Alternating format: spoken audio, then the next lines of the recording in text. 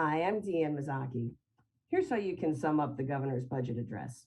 Illinois is the best. Just ignore why people are fleeing more than any other state. He said, I got Illinois a bond upgrade by moving us from one notch above junk to two. He says he loves small business, but devastates them with new taxes and regulatory rules if he hasn't shut them down completely. He loves police, but he's signed laws that bludgeon the profession. He says he wants parents to have childcare, but his administrative rules have made our working parents' lives miserable and are actually causing daycares to close.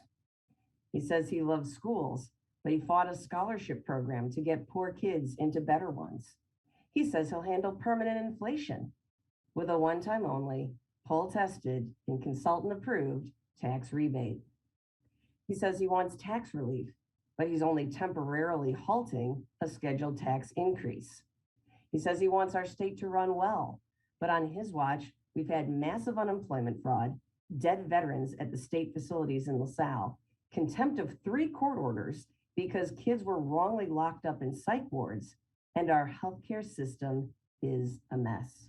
There's a reason why when I ask Democrats in my district what they think about all the governor's TV budget commercials, they roll their eyes. They know he isn't honest. They know he isn't credible. And that's because you don't solve problems by blindly throwing more money at them. And a real balanced budget doesn't need a federal bailout. Illinois needs real-world structural reform. The governor's signature proposal in this area, a constitutional tax amendment, when he put that to the entire state, we voted no, because we know better than to take the governor at his word. So ultimately, let's be honest. Governor, don't paint a rosy state of the state that people can see right through.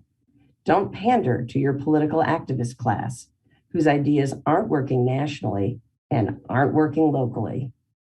Instead, focus on Government 101.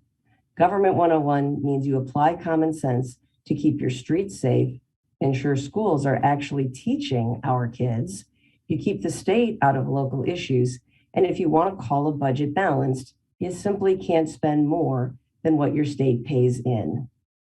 I'm Deanne Mazzochi, and if you want to learn more about what's going on in Springfield, visit repmazzochi.com. That's REPMAZZOCHI.com.